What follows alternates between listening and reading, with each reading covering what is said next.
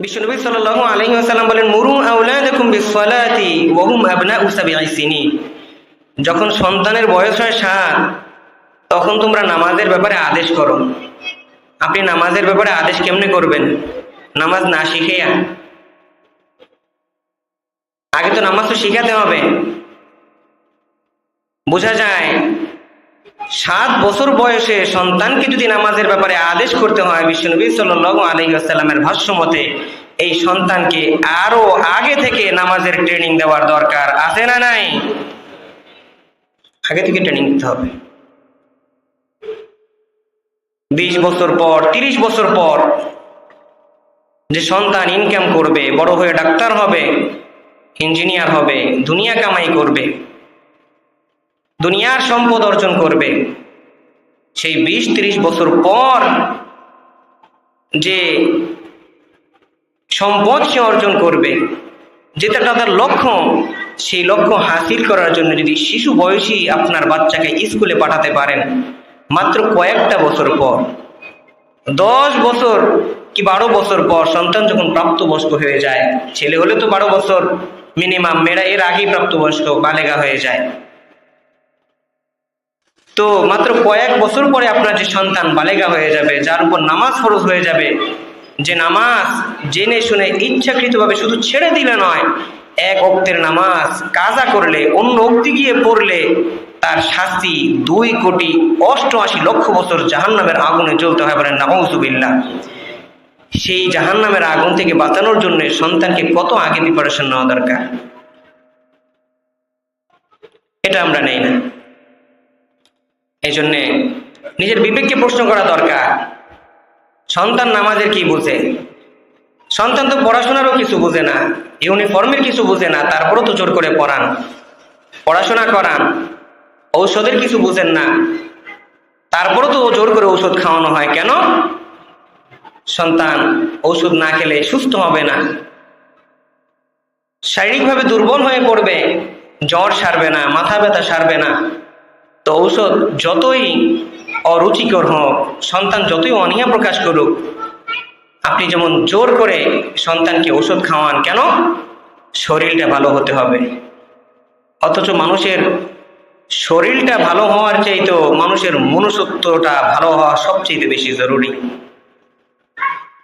একটা মানুষের দেখেন 2টা হাত নাই, 2টা পা নাই, 2টা চোখ নাই, এই অবস্থায়ও ওই মানুষটাকে মানুষ মানুষ বলে। কিন্তু একটা মানুষ সব কিছুই ঠিকঠাক আছে, কিন্তু এই লোকটা সন্ত্রাস, চাঁদাবাজ, ছিনতাইকারী, এই সন্তানটা ধর্ষক। দেখবেন সমাজে এই সন্তানটাকে মানুষ বলে না, বরং এই সন্তানটাকে অমানুষ বলে, ঠিক কিনা বলেন? সুতরাং একটা সন্তান মানুষের মতো মানুষ হতে গেলে তার শারীরিক সুস্থতার চাইতে তার মানসিক সুস্থতার বেশি দরকার আছে না নাই? অথচ এই ব্যাপারে আমরা খুব একটা কেয়ারফুল না,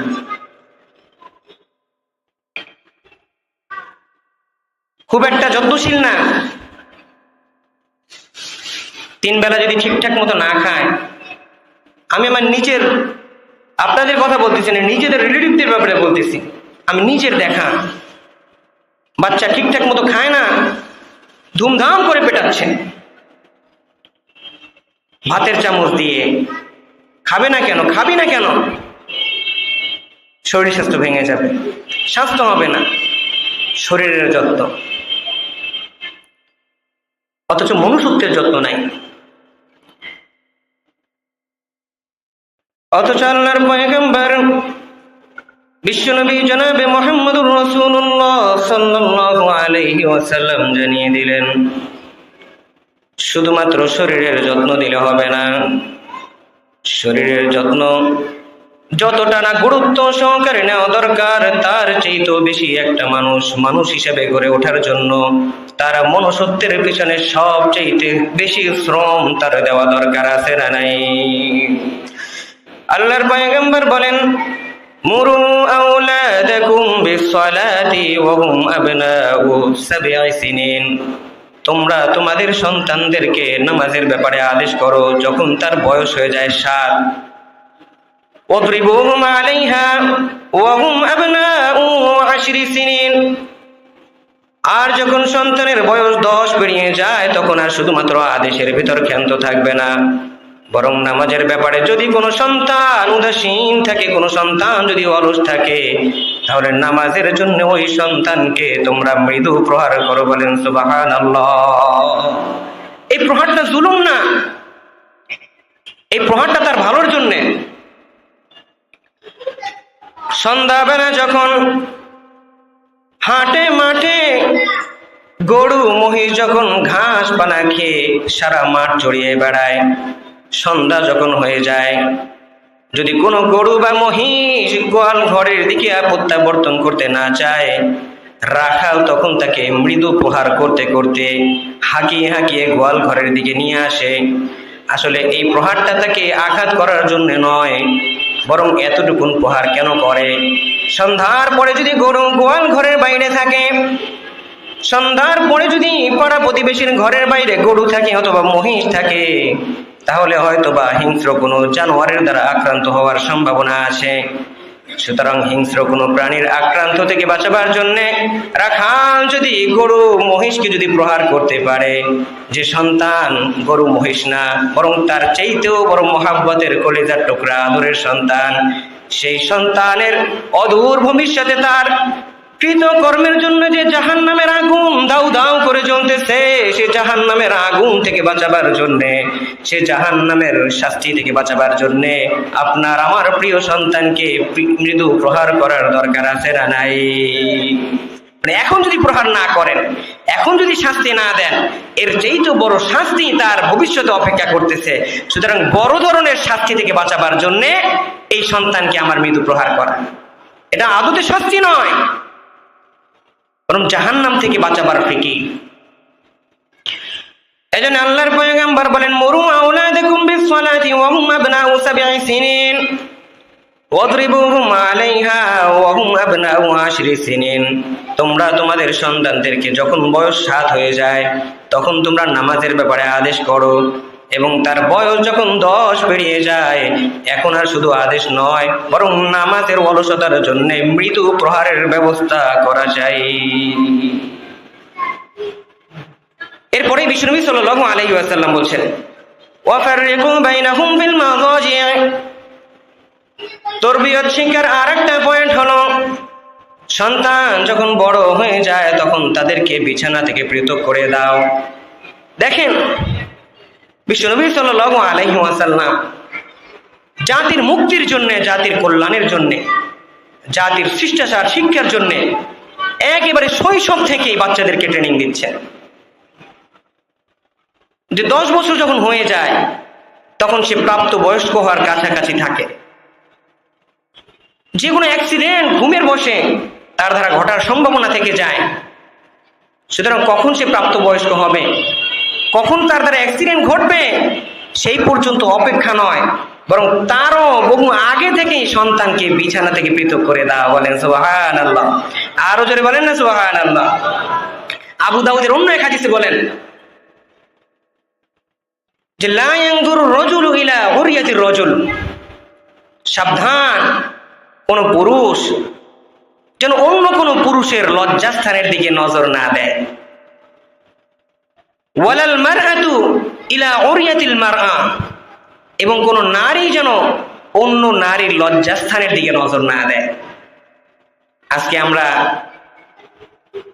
যখন পর্দার কথা উলামায়ে কেরাম আলোচনা করে, ওয়াইজরা যখন আলোচনার মধ্যে পর্দার কথা বলে, নিজের সিকিউরিটির কথা বলেন, মা বোনদের নিরাপত্তার কথা বলে, তখন কথায় কথায় তারা একটা অভিযোগ ইসলামের প্রতি তারা ছড়িয়ে দিতে চায় যে ইসলাম শুধু নারীদের কি পর্দা করতে বলে, পুরুষদের কি চোখের পর্দা নাই, পুরুষদের কি নিজেদের সংযমে হওয়ার দরকার নাই, এই জাতীয় কথাবার্তা বলে। অথচ এই অভিযোগ যে তারা করে, ওরা একটু কোরআন হাদিস ঘেটেও দেখে না। একজন নারী থেকে একজন পুরুষ কিভাবে নিজেকে সেভ করবে তার চাইতে বহু আগে আল্লাহর পয়গম্বর জানিয়ে দিলেন। নারীর দিকে নজর দেওয়া তো দূরের কথা, একজন প্রাপ্তবয়স্ক পুরুষ খবরদার যেন অন্য কোনো প্রাপ্তবয়স্ক পুরুষের লজ্জাস্থানের দিকে চক্ষু না দেয়। বলেন সুবহানাল্লাহ। নারীর দিকে চোখ দেওয়া তো দূরের কথা, পুরুষের দিকেই তো চোখ দেওয়ার সুযোগ নেই। ওয়ালাল মারআতু ইলা উরিয়াতিল মারআ, শুধু পুরুষ কেন, একজন নারী যেন অন্য নারীর লজ্জাস্থানের দিকে ভুলেও যেন তার নজরকে না দেয়।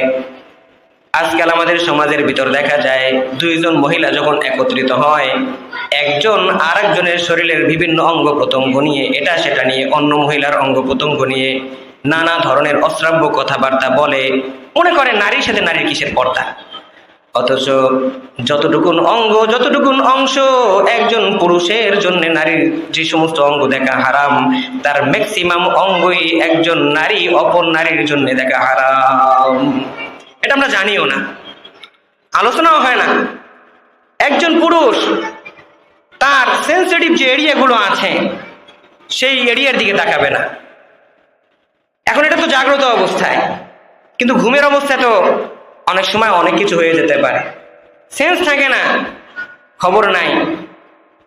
তো আল্লাহর পয়গম্বর সতর্ক করে দিচ্ছেন, ওয়ালা ইউফতির রাজুলু ইলার রাজুলি ফি সাওবিন ওয়াহিদিন, সাবধান, কোন পুরুষ যেন একজন পুরুষ আর একজন পুরুষের সাথে এক কাঁথা, এক কম্বল, এক বিছানার চাদরের নিচে না শয়ন করে।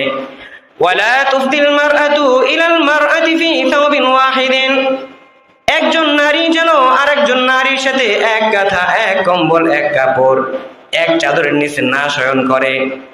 কারণ ঘুমের ভিতর মানুষের সেন্স ঠিক থাকে না, আকল ঠিক থাকে না, দিমাগ ঠিক থাকে না, বলা যায় না। ঘুমের ভিতর স্বপ্নেও যদি ওলট পালট কিছু চোখে এসে যায়, স্বপ্নের মাধ্যমে অনেকের হাত নাড়াচাড়া হয়, অনেকে হাঁটা চলা করে, অনেকে কথাবার্তা বলে। ঘুম তো বলা তো যায় না, অ্যাক্সিডেন্ট ঘটে যেতে পারে।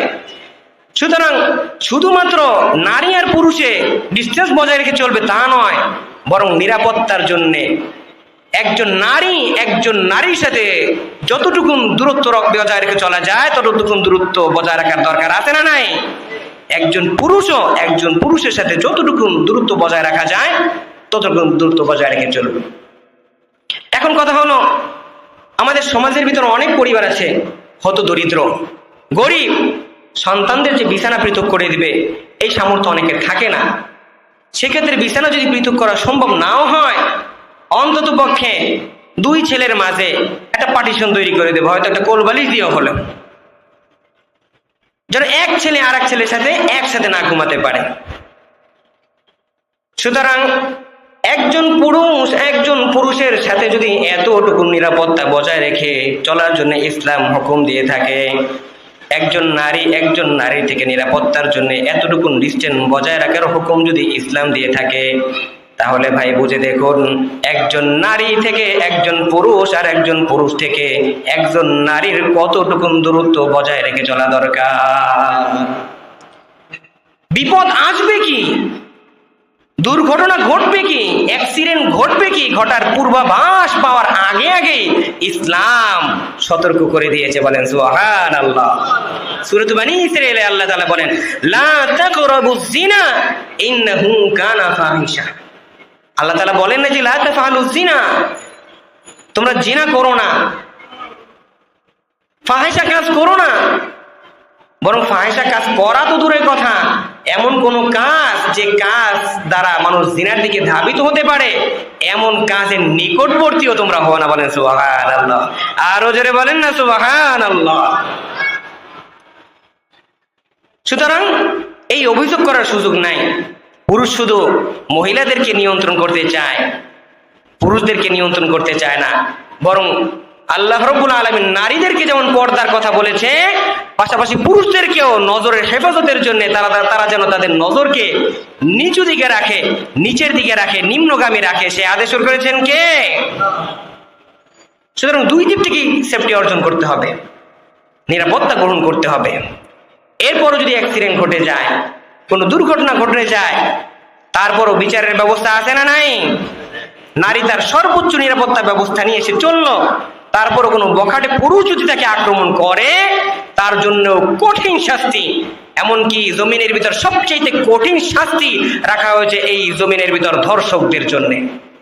একজন হত্যাকারী, তার জন্যও সুযোগ আছে, চাইলে সে কাফারা দিয়ে বেঁচে যেতে পারে, অথবা যিনি হত্যা হয়েছেন।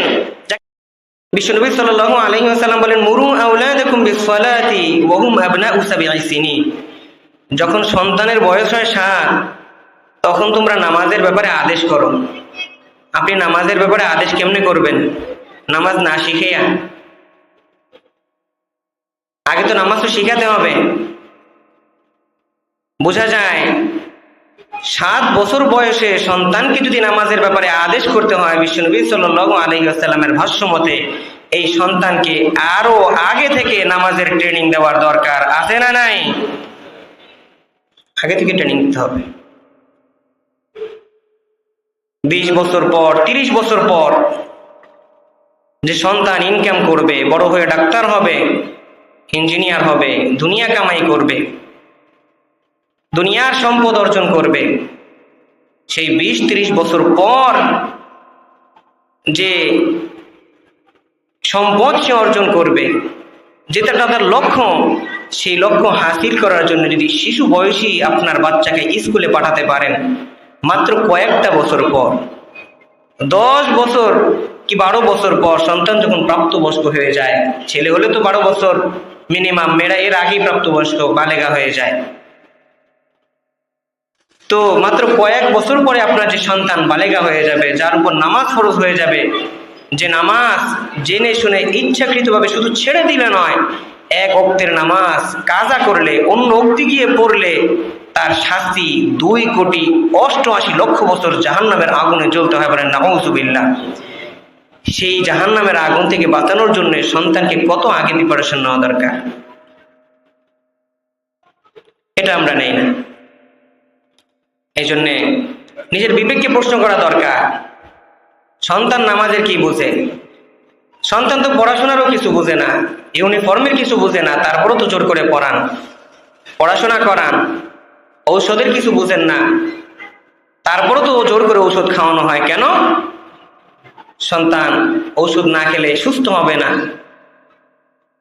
শারীরিকভাবে দুর্বল হয়ে পড়বে, জ্বর সারবে না, মাথা ব্যথা সারবে না। তো ঔষধ যতই অরুচিকর হোক, সন্তান যতই অনীহা প্রকাশ করুক, আপনি যেমন জোর করে সন্তানকে ঔষধ খাওয়ান, কেন? শরীরটা ভালো হতে হবে। অথচ মানুষের শরীরটা ভালো হওয়ার চাইতেও মানুষের মনুষ্যত্বটা ভালো হওয়া সবচেয়ে বেশি জরুরি। একটা মানুষের দেখেন 2টা হাত নাই, 2টা পা নাই, 2টা চোখ নাই, এই অবস্থায়ও ওই মানুষটাকে মানুষ মানুষ বলে। কিন্তু একটা মানুষ সব কিছুই ঠিকঠাক আছে, কিন্তু এই লোকটা সন্ত্রাস, চাঁদাবাজ, ছিনতাইকারী, এই সন্তানটা ধর্ষক। দেখবেন সমাজে এই সন্তানটাকে মানুষ বলে না, বরং এই সন্তানটাকে অমানুষ বলে, ঠিক কিনা বলেন? সুতরাং একটা সন্তান মানুষের মতো মানুষ হতে গেলে তার শারীরিক সুস্থতার চাইতে তার মানসিক সুস্থতার বেশি দরকার আছে না নাই? অথচ এই ব্যাপারে আমরা খুব একটা কেয়ারফুল না।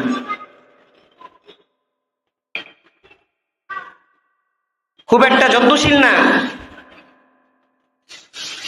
3 বেলা যদি ঠিকঠাক মতো না খায়, আমি আমার নিজের, আপনাদের কথা বলতেছি না, নিজেদের রিলেটিভদের ব্যাপারে বলতেছি, আমি নিজের দেখা বাচ্চা ঠিকঠাক মতো খায় না, ধুমধাম করে পেটাচ্ছে ভাতের চামচ দিয়ে। খাবে না কেন? খাবি না কেন? শরীর স্বাস্থ্য ভেঙে যাবে, স্বাস্থ্য হবে না, শরীরের যত্ন। অথচ মনুষ্যত্বের যত্ন নাই। অথচ আল্লাহর পয়গম্বর বিশ্বনবী জনাবে মুহাম্মদুর রাসূলুল্লাহ সাল্লাল্লাহু আলাইহি ওয়াসাল্লাম জানিয়ে দিলেন, শুধুমাত্র শরীরের যত্ন দিলে হবে না, শরীরের যত্ন যতটা না গুরুত্ব সহকারে নেওয়া দরকার, তার চাইতেও বেশি একটা মানুষ হিসেবে গড়ে ওঠার জন্য তার মনুষ্যত্বের পিছনে সবচাইতে বেশি শ্রম তার দেওয়া দরকার আছে না নাই? আল্লাহর পয়গম্বর বলেন, মুরু আওলাদাকুম বিসসালাতি ওয়া হুম আবনাউ সাবঈ সিনিন। তোমরা তোমাদের সন্তানদেরকে নামাজের ব্যাপারে আদেশ করো যখন তার বয়স হয়ে যায় 7। ওয়াদরিবুহুম আলাইহা ওয়া হুম আবনাউ 10 সিনিন। আর যখন সন্তানের বয়স 10 পেরিয়ে যায় তখন আর শুধুমাত্র আদেশের ভিতর ক্ষান্ত থাকবে না, বরং নামাজের ব্যাপারে যদি কোনো সন্তান উদাসীন থাকে, কোনো সন্তান যদি অলস থাকে, তাহলে নামাজের জন্য ওই সন্তানকে তোমরা মৃদু প্রহার করো। বলেন সুবহানাল্লাহ। এই প্রহারটা জুলুম না, এই প্রহারটা তার ভালোর জন্য। সন্ধ্যাবেলা যখন হাটে মাঠে গরু মহিষ যখন ঘাস পানা খেয়ে সারা মাঠ জড়িয়ে বেড়ায়, সন্ধ্যা যখন হয়ে যায়, যদি কোনো গরু বা মহিষ গোয়াল ঘরের দিকে প্রত্যাবর্তন করতে না চায়, রাখাল তখন তাকে মৃদু প্রহার করতে করতে হাঁকিয়ে হাঁকিয়ে গোয়াল ঘরের দিকে নিয়ে আসে। আসলে এই প্রহারটা তাকে আঘাত করার জন্য নয়, বরং এতটুকুন প্রহার কেন করে? সন্ধ্যার পরে যদি গরু গোয়াল ঘরের বাইরে থাকে, সন্ধ্যার পরে যদি পাড়া প্রতিবেশীর ঘরের বাইরে গরু থাকে অথবা মহিষ থাকে, তাহলে হয়তো বা হিংস্র কোনো জানোয়ারের দ্বারা আক্রান্ত হওয়ার সম্ভাবনা আছে। সুতরাং হিংস্র কোনো প্রাণীর আক্রান্ত থেকে বাঁচাবার জন্যে রাখাল যদি গরু মহিষকে যদি প্রহার করতে পারে, যে সন্তান গরু মহিষ না, বরং তার চাইতেও বড় মহাব্বতের কলিজার টুকরা আদরের সন্তান, সেই সন্তানের অদূর ভবিষ্যতে তার কৃত কর্মের জন্য যে জাহান্নামের আগুন দাউ দাউ করে জ্বলতেছে, সে জাহান্নামের আগুন থেকে বাঁচাবার জন্যে, সে জাহান্নামের শাস্তি থেকে বাঁচাবার জন্যে আপনার আমার প্রিয় সন্তানকে মৃদু প্রহার করার দরকার আছে না নাই? মানে এখন যদি প্রহার না করেন, এখন যদি শাস্তি না দেন, এর চেয়ে বড় শাস্তি তার ভবিষ্যতে অপেক্ষা করতেছে। সুতরাং বড় ধরনের শাস্তি থেকে বাঁচাবার জন্যে এই সন্তানকে আমার মৃদু প্রহার করা, এটা আদতে শাস্তি নয়, বরং জাহান্নাম থেকে বাঁচাবার ফিকির। এজন্য আল্লাহর পয়গম্বর বলেন, মুরু আওলাদাকুম বিসসালাতি ওয়া হুম আবনাউ 7 সিনিন ওয়াদরিবুহুম আলাইহা ওয়া হুম আবনাউ 10 সিনিন। তোমরা তোমাদের সন্তানদেরকে যখন বয়স 7 হয়ে যায় তখন তোমরা নামাজের ব্যাপারে আদেশ করো, এবং তার বয়স যখন 10 পেরিয়ে যায় এখন আর শুধু আদেশ নয়, বরং নামাজের অলসতার জন্য মৃদু প্রহারের ব্যবস্থা করা যায়।